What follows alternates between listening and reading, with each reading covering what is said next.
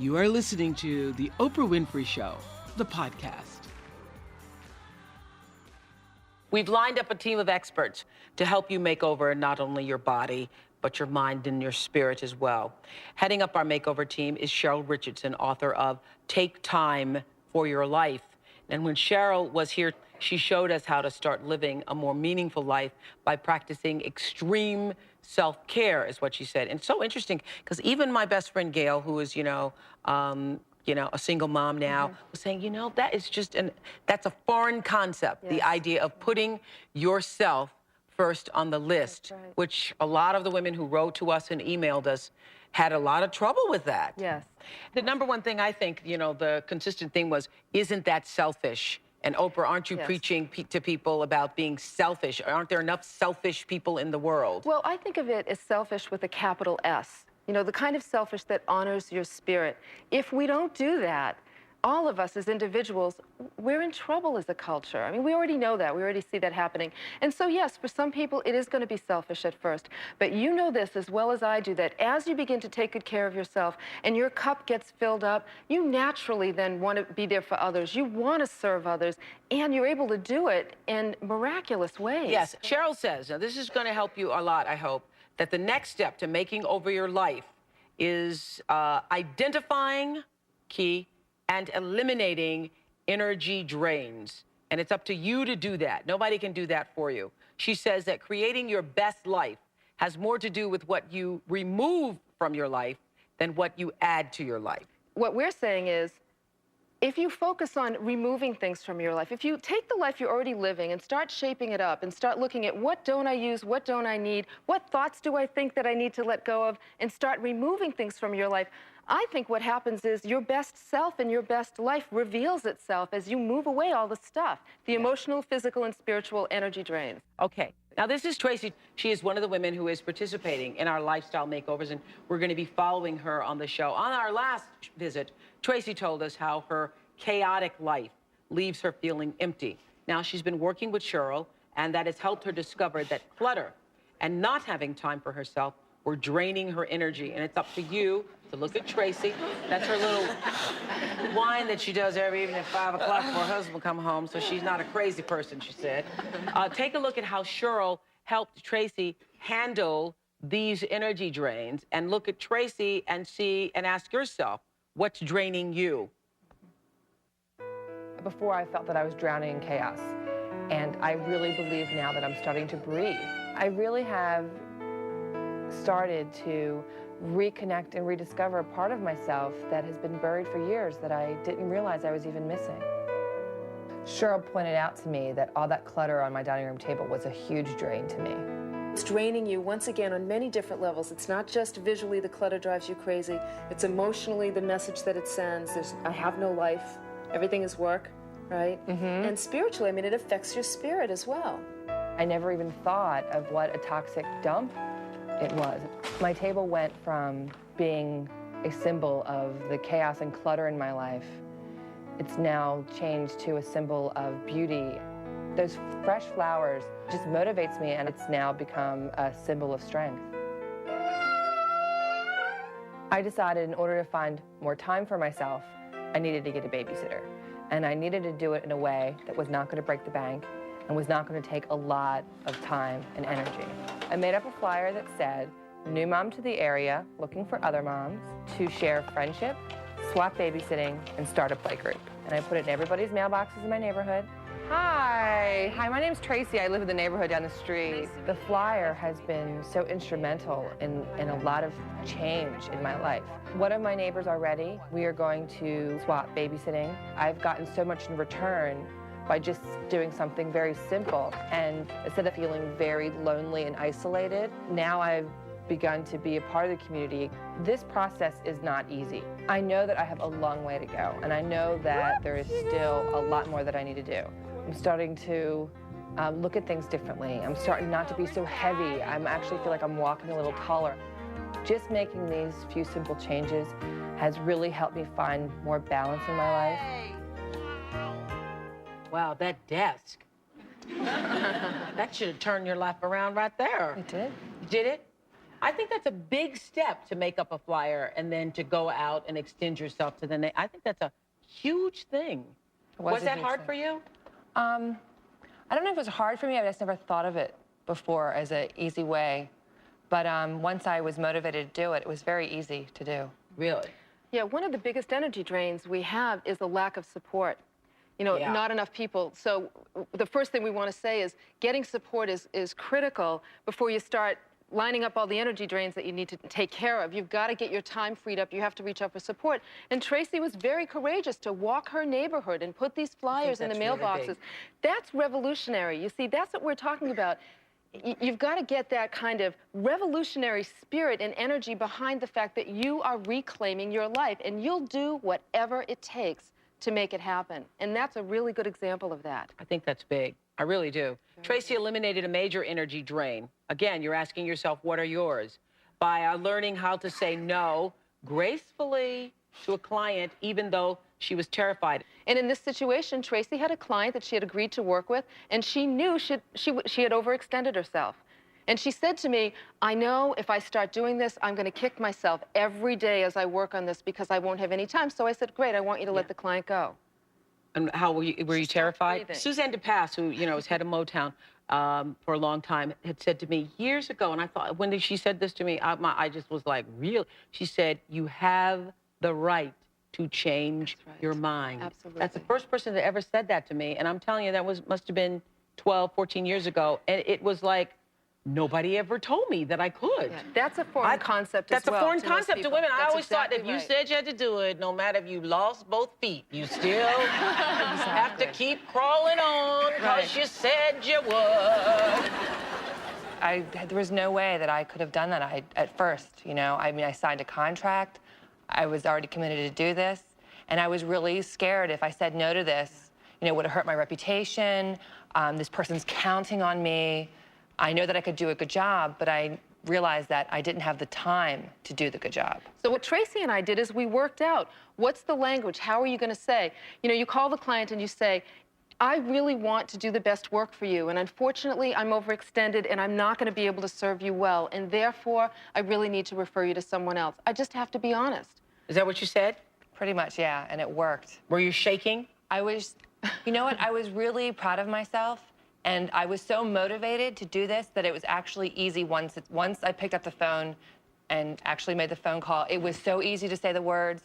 And when I hung up the phone, I really seriously wanted to do cartwheels in my lawn. Yeah. I was so happy. And since then, Oprah, I've been saying no to almost everything. This is really important. Yes. I'm telling you, I believe you. Thank you. I believe you. Because once you say it and you realize the world isn't going to fall apart, that's right. The person isn't going to say, you are such a bitch. I thought you, because that's what you're expecting. You're them to say, you are the most horrible human being and nobody can depend on you. And then they don't say that. You're like, and what Tracy said is extremely important. You know, it's not about the client. This is about her life and her ability to say yes to the things that matter and no to the things that don't. The minute she finally said no, it's like she strengthened this muscle. It's like she went to the gym 50,000 times. She now has this stronger no muscle that's only going to get stronger over time. And I am overextended is a really good reason to give, too. It's the truth. Because it's the truth. It raises your self-esteem as well. Yeah. The better you feel about yourself, the better choices you're going to make in life. And you have the right to change your mind. Okay. Here are some questions to help you identify what drains your energy and keeps you from living your best life.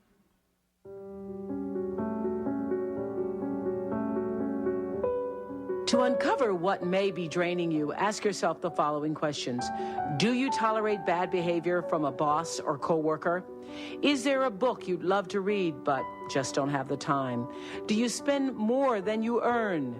Would you like to live in a different geographic location? Do you have debt that needs to be paid?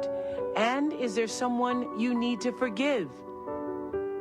We're talking with our lifestyle makeover expert, Cheryl Richardson, about how to find time for what matters most in your life, how you can really start doing that, not just talking about it. It's not rhetoric for you. She says you have to start by eliminating what is draining you physically, emotionally, and spiritually. And what do you mean by that? There are cords of... That's right. It's as if there are cords of energy running from us to everything that's undone or incomplete in our lives. If you're worrying about something that happened in the past, it's like you've got this cord of energy going from you to that event in the past, and it's sucking energy from you. Yeah. Or it could be as simple as your car needs to be vacuumed, and every time you get into it, you think, oh, I've got to get that car vacuumed. Look at all the heads are going. Yes. Or the oil change. So we're talking about these cords of energy that run from us to everything that's undone or incomplete. And what happens is, it's no wonder we feel so exhausted, because at the end of the day, you've got, you know, the clothes that need to go to the dry cleaners, or the house that looks like a bomb went off in it, or the desk that's still a mess, or the way you keep beating yourself up in your head all the time is a major energy drain for people.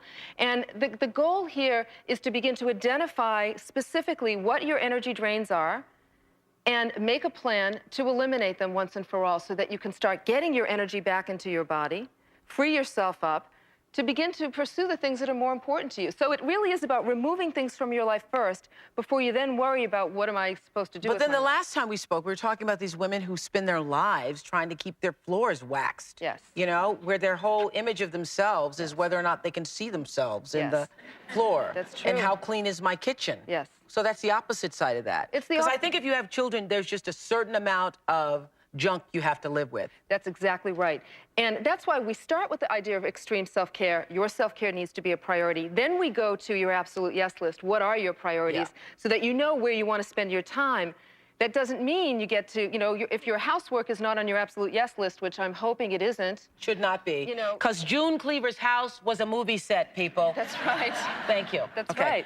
So these are the kinds of things we're talking about, identifying them, finding a partner who wants to eliminate their energy drains too, and making it a game for like 30 days or 90 days to go through and start eliminating these things once and for all. Now meet Amy, another woman participating in our Lifestyle Makeover series. She's the mother of 4 boys, which those of you who have sons know that is an energy drain. Boys they just even move in a room differently than girls do. And as a mother of 4 boys, she feels drained because she is constantly worrying not only about her sons, but about bills, about her marriage, and about not having the energy to do it all and be it all to everybody.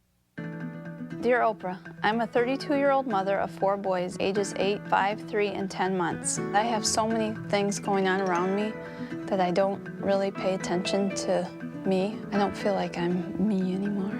It's a real big deal to me to keep the house clean and the laundry done and the house tidy. During the course of the day, there is non-stop chores. It doesn't ever stop. Get down. There are times that I'll stop and say that I cannot stand it one more minute. I find myself crying a lot with the boys, mostly when they're fighting and I can't get control of that situation, or if I have a lot to do around the house. I think that I feel selfish if I get mad at them, or I think I need to stop and take some time for me. They deserve to be taken care of as well as they can be, and whatever they want counts most. I rely on diet soda and coffee a lot to just keep me going through the day. The cardiologist recommended that I cut down on caffeine and sleep more. Money has been a huge strain between my husband and I. We are drowning in bills, and the 4 boys, they are very expensive. My family needs my salary to make ends meet.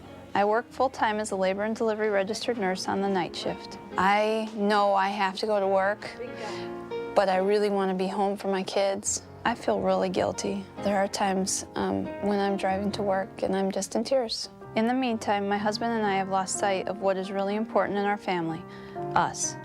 We have recently come very close to losing each other. I am still afraid of losing him. I feel like I've lost myself because I'm so busy doing my other roles, mother, wife, nurse. I don't know what I would do if I had an hour to myself. Basically, I need to find out who I am again, just what I like to do, what's important to me. Okay. You know, when I met Amy, Amy is a really good example of a lot of women in this country who are sleepwalking through life. Amy is numb, she's disconnected, you know, there's no connection between her head and her heart, you can see that. And that's what happens when you run 500 miles an hour living on caffeine and diet soda, like so many women do. That's eventually where you end up, is sleepwalking through life. Now, let me ask you this. How did our mother's generation do it? Were they sleepwalking too? Back then, we didn't have answering machines. We didn't have fax machines. We didn't have email. We didn't have pagers and cell phones. Today, because of technology, there are so many ways for people to get at us. We are faced with way so much more than our mothers. You know what I'm talking about. And yet, we still internally think we can be our mothers. It's like our inner operating system hasn't caught up to the outer operating system of a new, very fast-paced world. I don't know how you do it. And you know, I also want to say that in parenting is the most sacred job on earth, which is why this is so important.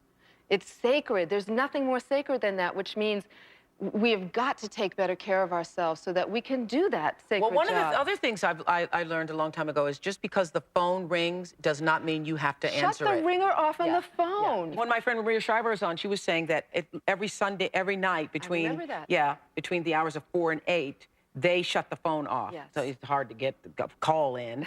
But between the hours of 4 and 8, because that's their family's sacred time. That's right. And families need that. Yeah. What an important modeling for children. Self-care is an important modeling for children. Our children are just as crazy in terms of all of the energetic stuff that's going on, all of this fast-paced technology. Look at what's happening to our kids. It's directly related to that. I'm convinced of it. So, Amy, more so than a lot of other people, the more drained you are, the more you need to give back to yourself. That's right. Okay, so Cheryl helped Amy get in touch with one of her biggest emotional drains. I would like to go to the grocery store and not have to count every penny. I would like to know that I could go to the store and get them what they needed without using a credit card or knowing there's going to be negative consequences. I mean, just know that I didn't have to go to work. I could be there for them and not feel so pressured to go to work. Ultimately, I don't want it to be about money, but it has been. And I don't want it to be anymore. I'm tired of it. Well, that's America's story. Cheryl says before Amy can begin to deal with her finances, she first has to deal with a deeper disconnection. What is that? That's right. She needs to start reconnecting her head and her body so that she can start feeling again. You know, feelings are important. They're our body and our mind's way of giving us information about the world. And so Amy has needed to create some space in her life for herself, which she's doing, I'm happy to say. She's needed to let go of some of that house cleaning, like enough already. Where are you now in all this? Well, I've been taking some time each week. I've been trying to take some time and saying no to the busyness in my head mostly. It's hard. I don't have like clients to say no to. I have my head to say no to. Okay, no, I do not need to clean the crumbs off the floor. Yeah, and So Amy, where did you lose yourself? I think it's just been the combination, the adding, more, the bigger house, you know, more hours. Then I was pressured more to work even more hours. And then I found myself caught up just working tons of hours, trying to keep up with everything and feeling the guilt of not being with the boys. You know, if I was watching this, it's very easy for me to say sitting in a chair with my rich self, but you know what I'm saying? That's what I would think. Because I'm thinking if I weren't counting pennies when I go to the grocery store, you telling me to take a little time for myself would only be irritating me because I'm thinking I can take all the time I want. But I'm still going to have to get to the grocery store and wonder, how am I going to pay for all this? Right. Yeah, I mean, I think that that's the most challenging piece is if you do have to work full time. I mean, you have to look at things like, is there a way to cut back in your life, to downscale? I know Amy's been looking at that. I mean, if you're in a situation where you can't, you're barely putting food on the table and you're already cut back, then that's the time. The revolutionary thing to do is to reach out and ask for help. Okay. If money problems are draining you, take a look at what our lifestyle money expert, Susie Orman, has to say about creating true wealth. True wealth lies within each and every one of us. That's where true fortunes are found. I'll say it over and over again. You have to go within in order to never do without. You want to find the true pot of gold, look within, bring it out, show the world who you really are. And when you can stand up in truth with self-effort and grace, money will start to come your way. But please remember, it's also going to take self-effort as well. Your thoughts create your destiny. Your self-effort creates your destiny. Grace, however, is there for every one of us all the time. This is Dr. Tracy Gaudet, one of the premier women's physicians in this country of ours. She is the executive director of Dr. Andrew Weil's program in Tucson, Arizona, that combines the best of traditional and alternative medicine. And Dr. Gaudet says that your health is in danger if you are living a life that is draining you, and having, you know, coffee and diet soda to sustain you, correct? Absolutely. I think one of the things I'd like to make a point about is that extreme self-care, while it may sound like a luxury, is actually not a luxury. It's absolutely essential to our health and wellness if we're going to live and be around 10 years from now, 20 years from now, to care for our families and our children that we're concerned about. So while on one level it may feel like a very selfish thing to do, it has very real impacts on our health. We know, for example, that everything from insomnia to depression to our menstrual cycles and our fertility to the way we fight infection, the list goes on and on and on, is all impacted by the level of stress and energy drains in our life. And it's interesting also when we look at how long people live. People who surround themselves with love and support can fight illness and live longer than people who are isolated. So we know all of this. So I'm here to say, let's take this seriously. This isn't just about being happier tomorrow. This is very serious. Yeah, as I said in the first show, for all the people who were going to email me and say, now we're telling people to be selfish, we are not talking about taking a Calgon moment while your child is running the streets. Yeah, we're not talking about you're sitting up a lolly and a gagging while, you know, your children run rampant. But we're talking about preserving your energy, preserving yourself so that you can give the best of yourself. Absolutely. And if you're constantly giving, there's nothing left. And the one thing that I think is important is, as Cheryl was saying, it's something for every person in the family. This isn't just about you being self-oriented and healthy. It's about every single person in your family doing that. Yeah. And together as a community, you can live a healthier life. Yeah. It's like running out of gas, literally. You see these people who are on the road and they run out of gas, and they didn't stop to refill because they thought they didn't have time. Right. You know, even though they're running out of gas. That's exactly Right. Yes. And actually, that's exactly the analogy that came to mind in my conversation with Amy. And if you look at your life and your body as signs, and I think there's a lot of wisdom that our body tries to get our attention by, you say, well, let's see, you know, my body is having a hard time keeping weight on. Well, that's energy. My finances are drained. Every tank is empty. And when every tank is empty, we can have very serious physical consequences as well. So we need to look at ways, as Cheryl is saying, to stop the energy drains and start refueling. Wonderful thing about Cheryl's book is that she helps each person do it for themselves, because there isn't one great big plan for everybody. In your life, it might be one thing. In your life, it might be another thing. Right. That's right. Okay. Dr. Gaudette says that the combination of caffeine for energy and wine to relax is a form of self-medication. I want to say, we know that. Right? Yeah. We do know You're that. saying that's not good? Well, what I'm saying is that it's better to find ways to control our energy level and our sense of well-being internally. It's not that caffeine is necessarily horrible or that wine is horrible, but now, wine is not horrible. I know you're not going to say that. I agree with you. Tracy and I believe in a little glass of red every now and then. As do I. So I don't want that to be the message, but the message is, if you're depending on those outside sources to rev you up when you need to be revved up and relax you when you need to be relaxed, time out. You know, let's learn ways internally, and we're going to work with both Amy and Tracy on those fronts, ways to internally control that. So then they're having a glass of wine because they want to enjoy a glass of wine. Not because I have to have this so I'm not a crazy person when my husband comes home. Right. And isn't it true, Tracy, too, that caffeine, although it gives you that jolt of energy, over time it actually depletes the body, right? Absolutely. It does the opposite of what we think it's doing. Right. These are all short-term fixes, just like eating carbohydrate-laden food, sugar. You know, it'll bring you that up, just like caffeine will jazz you for that moment. But then over the long run, you're constantly depleting your deeper energy stores. Right. Okay. So many of you wrote to ask about Maria. She is a working mom who wrote us a very moving letter about reclaiming her life. And since then, Maria has started uncovering her energy drains, just as we're asking you to think about for yourself, through writing poetry. That's the way she did it, right? Right. Yeah. Yes. Has it been helpful? It has been. It's been very helpful. The last show was like I left someone here, and I left and went home, and just this amazing thing happened to me. It released so much inside of me, and I just felt like I don't know exactly what path I'm going to take, but at least I'm headed in the right direction. And that chord that Cheryl spoke of, it was like leaving it behind, leaving something behind in order to regain something. And that's how I feel now. Like, I don't know exactly where I'm headed, but I'm headed somewhere, and I'm going to leave all those things that were weighing me down behind me.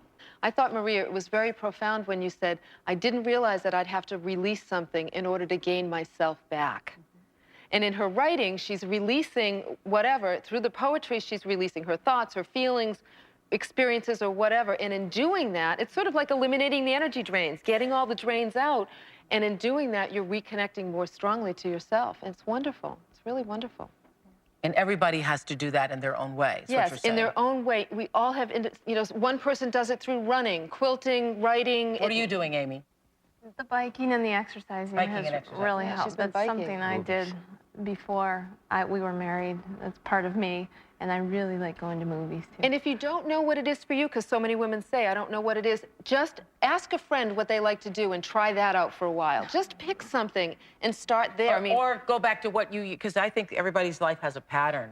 And as you were saying, Maria, you used to love writing poetry. Yes, So you all the go way back in to kindergarten she was writing. Writing poetry. Go back to what used to bring you joy. You know what you can do, actually, a very interesting thing? Go back to the music that you listened to in high school. Buy some of those old songs. Okay. What is that song? That was the Temptations. Oh, Okay, go ahead. okay, all right. Everybody knew that, but me, I can tell. Okay. But go back and buy some of the old music and just stick it in the car or play it at home. You'll be surprised at what happens. Suddenly, memories will start to reveal themselves of the way you used to think, the things that you were passionate about. Okay. Look at what you're avoiding in your life, Cheryl says, and ask why. Yeah, I think it's important to, sometimes the things that we're not doing hold clues to deeper meanings. For example, let's say you've got boxes in the basement that have your old divorce papers and you just can't seem to get rid of them. Right? You might want to Somebody ask just said, yourself, right? yes. Yeah. You might want to remember the energy of that period in your life is still in your home. And you want to ask yourself, am I connected to the past somehow? And is that preventing me from moving forward into the future? Is it taking up space for better things to come into my life? Am I afraid of better things coming into my life, and therefore I'm going to leave a lot of this stuff? Well, this week, Cheryl suggests that you write down the top 5 things that are draining you. Here's what I would say. If you take away anything from this show, take this. When you finish watching the show, get yourself a partner. Find somebody. We already have, if you look on the website, we already see women supporting each other, getting buddies and partners. Find a partner. Each of you identify your top 5 energy drains and make it a game for the next 30 days or the next 60 days. Support each other on a week-to-week basis in handling those energy drains. I guarantee you, you'll look like a different person at the end of it when you get them handled. Tracy said it, as a matter of fact. You said, I don't feel as heavy. I've found that as people start to eliminate their energy drains, they actually start losing weight without ever trying. If you take a photograph of somebody before and after, before they've eliminated their drains and after, sometimes they look like 2 different people. Taller. Yes. Happier, brighter, alive, like energy, like they've got Like energy in energy, them. right. Exactly. Thank you, Cheryl. Tracy, I'm proud of